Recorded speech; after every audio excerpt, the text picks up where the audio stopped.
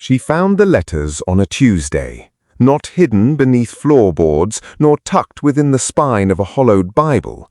No, they were left in plain sight, as though their author had never once feared discovery, as though he had always believed himself entirely, irrevocably untouchable. Lady Elara Ashworth had only entered the library to retrieve a volume of Wordsworth.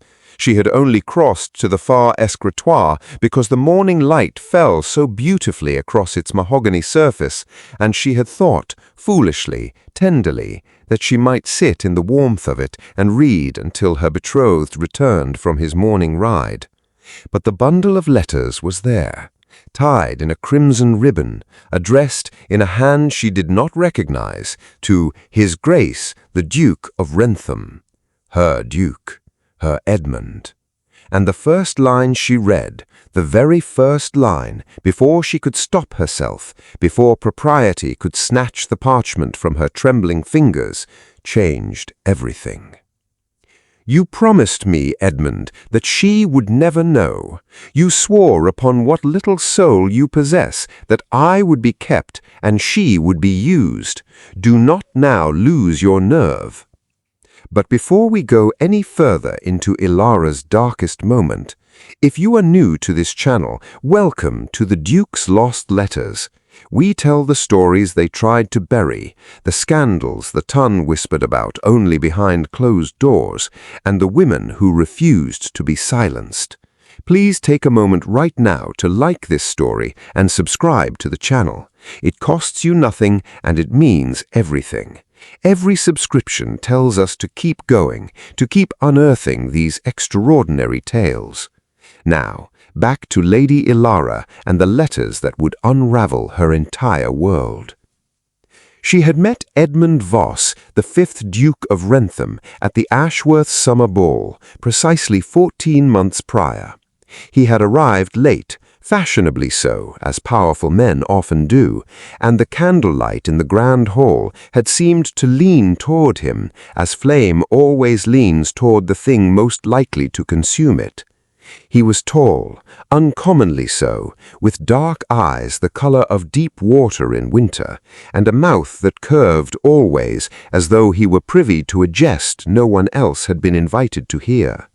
He had danced with Elara twice, and when he asked for her hand, not in marriage, not yet, but simply to lead her through the figures of a reel, she had felt in the press of his gloved fingers against hers the unmistakable electricity of fate. Or so she had believed. Her father, the Earl of Ashworth, had been ecstatic. Wrentham was one of the most affluent titles in all of England. His estates stretched across 3 counties. His townhouse in Mayfair was spoken of with the reverence one reserves for cathedrals, and his interest in Elara, modest, bookish, third daughter Elara with her ink-stained fingers and her unfashionable fondness for philosophy, had been the great incomprehensible miracle of the season. You must not question good fortune, her mother had told her, adjusting the pearls at Elara's throat on the evening of the formal betrothal dinner. You must simply receive it. And Elara had tried. God help her, she had tried. She had quieted the voice inside her that noticed how Edmund's charm operated like clockwork, precise, efficient, and utterly without warmth. She had dismissed the way his smile never quite reached those dark winter eyes. She had forgiven the evenings he arrived late, the conversations he redirected, the questions he deflected with such practiced elegance that one felt almost grateful for having been so smoothly denied an answer. She had told herself it was merely the reserve of a private man, the guardedness of someone who had known grief, for his first wife, the first Duchess of Wrentham, had died 3 years prior under circumstances the tongue considered delicate. She had never allowed herself to wonder what delicate truly meant. And now she stood in the library, the letters fanned across the escritoire before her, the cold morning draught curling beneath the door and lifting the edges of the parchment as though even the house itself recoiled from what was written upon them. There were 9 letters in total. She read every one. By the third, she understood that Edmund kept a woman, a Mrs. Cecily Horne, a widow of middling fortune and extraordinary patience, in a private residence near Bath. By the fifth, she understood that this arrangement was not new. It had predated her first marriage. It had outlasted it. By the seventh, she understood something that made the room tilt beneath her feet, and the Wordsworth volume slip, unnoticed, from her arm to the floor.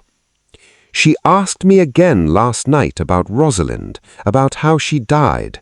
I told her it was not my place to say. But Edmund, how long before someone less loyal than I decides it is their place? Rosalind, the first Duchess. Elara pressed her hand flat across the escritoire to steady herself. The wood was cold beneath her palm. The fire in the hearth had burned low, and no servant had yet come to tend it, and she was alone in the silence of a house that suddenly felt less like a home she was marrying into, and more like a mausoleum she was being locked inside. She heard the front door, the heavy, unmistakable sound of Edmund's boots upon the marble entrance hall. Don't go anywhere. If you haven't subscribed to the Duke's Lost Letters yet, please do it right now. We release new stories every week, and if you leave without subscribing, the algorithm may never bring you back. One tap, that's all. And now, the moment Elara had to decide: fold the letters, replace the ribbon, and pretend, or stand and face the monster wearing her betrothed's face. She chose to stand. When Edmund entered the library, his riding coat still carrying the cold scent of October air, his dark eyes found her immediately. They swept in one practiced instant to the letters spread upon the escritoire, and something crossed his countenance then, something swift and terrible, like a shadow passing behind a window, before the familiar, calibrated smile reasserted itself. "Elara," his voice was smooth as riverstone, "you are up early." "I could not sleep," she said. Her own voice, to her great astonishment, did not tremble. "I came for Wordsworth." "And found something rather dramatic, I see." He crossed the room at a leisurely pace, unhurried, as though she were a minor inconvenience rather than a woman holding the evidence of his depravity in her shaking hands. He reached past her and gathered the letters with a single decisive motion and tucked them beneath his arm as one might collect a misplaced newspaper. "You will have questions," he said. "I have one, only one." He tilted his head, that winter-dark gaze settling upon her with the dispassionate interest of a naturalist examining an insect. "Ask it, then." "Rosalind." The name sat between them like a coal pulled from the fire, still burning, still capable of leaving a mark. How did she really die? The silence that followed was the longest of Elara's life. The low fire crackled.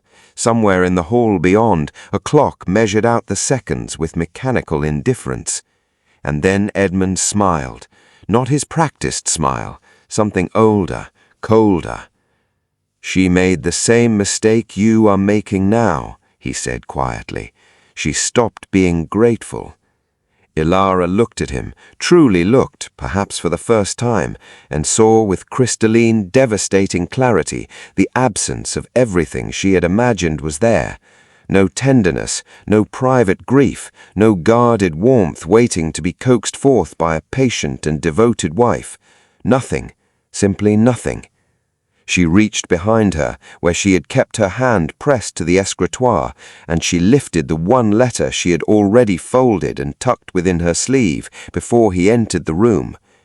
"Then it is fortunate," she said, "that I have already sent for my father and for his solicitor, and—" she allowed herself finally the smallest breath of something that was not quite a smile, but was distantly related to one, "and for the magistrate."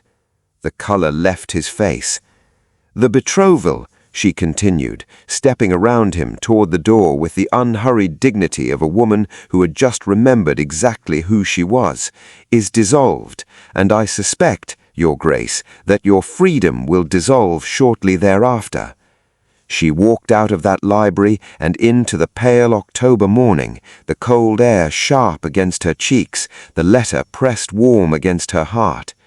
They say she never looked back, that she carried herself with such extraordinary composure that the footman who witnessed her departure assumed for one bewildered moment that she was the one of noble title, and perhaps, in every way that truly mattered, she was. Thank you so much for listening to this story on the Duke's lost letters. If Elara's courage moved you, if this story stirred something in your chest, please subscribe right now and leave us a comment below telling us which moment gave you chills. Your support is what allows us to keep these stories alive. Until next time, the ton is still talking and we have so many more letters left to open.